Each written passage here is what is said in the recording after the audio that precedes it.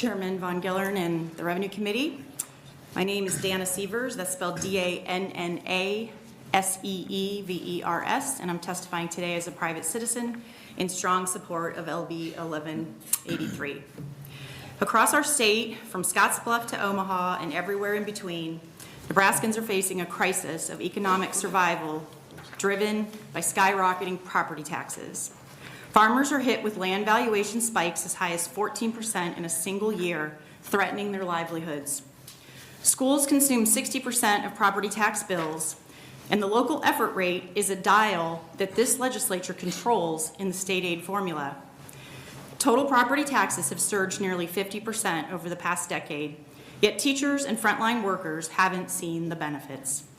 Those gains have gone to school administrative bloat and non-instructional overhead driven by valuation spikes. LB 1183 delivers the long overdue reset we need by valuing all real property at 50% of its actual value for taxation purposes and reducing agricultural and horticultural land from 75% to 37.5%. This bill puts approximately $2.6 billion back into the pockets of Nebraska families, farmers, and teachers. That's real relief.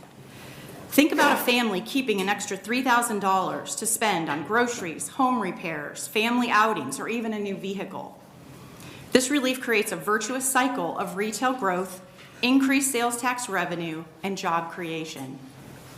This isn't just about cutting taxes, it's about prioritizing people first, putting the classroom ahead of bureaucracy, forcing school boards to build budgets based on what they should be, not what inflated valuations allow them to spend. School funding will be addressed through measures like LB 1182, which will be discussed in the Education Committee next week.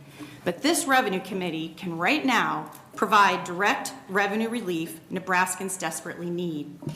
The people, not the 1,700 taxing entities treating valuation spikes like a lottery win, are the best stewards of their own money. The assessor is simply following the statutory rules. It's time for you to change those rules. I want to sincerely thank Senators Lippincott and Lanowski for their courage in sponsoring LB 1183 and standing up for both our teachers and our taxpayers. I urge this committee to advance LB 1183 to give Nebraskans the relief they've earned and desperately need. Thank you. Thank you. Questions from the committee? Senator Jacobson. I have one quick question. I guess I made reference to the land sale in North Platte here that made the headlines, record sale. A billionaire comes in up here from Texas and pays in an inordinate amount for ranch land. So how should the assessor go about assessing all the other ranch land in Lincoln County and the surrounding counties because of that sale? You're saying that the purchaser paid higher than it was worth or lower than it was worth? He paid many, many, many times higher than what it's worth.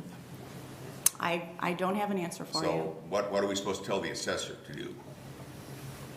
If we're going to try to fix valuations, what do we tell the assessor? How should we put in statute that you have to take this sale into consideration? Because I can show you areas of the state, all across the state, I think everybody here can point to a sale that somebody came in, whether it was Bill Gates, whether it was I don't care who, and said, I want this piece of property, and they paid whatever they had to buy it.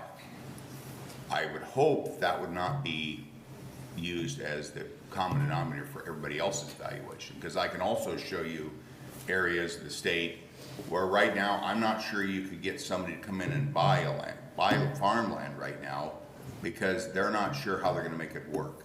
So that's one of the other challenges that's out there on valuations, and some of this could force a revaluation.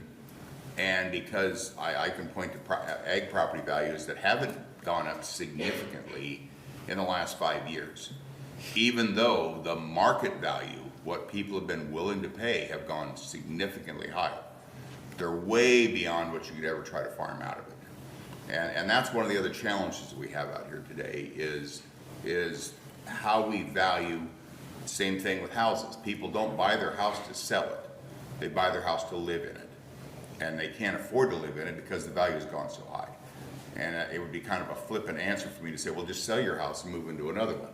But we've lived here 25 years. We're not gonna do that. So that also would seem to me would be part of the equation. Do you have any response to that? I do, and my response would be, that's why they pay you the big bucks. And at the end of the day, it's in statutes. You have control of the levers on the statutes. And so I would challenge and charge you, our leaders, to take that very concern, and you're a very smart person, and you're already on it. You're already thinking of this issue. And you answered it kind of yourself in the very first phrase that you said, statutes. It's statutes. It's in the statutes, which you control the levers on. You grossly overestimate. His effect on 33 people. I'm going to call timeout before anyone else speculates on Senator Jacobson's abilities. Seeing no other questions, Ms. Seaver, thank you for being here. Thank you.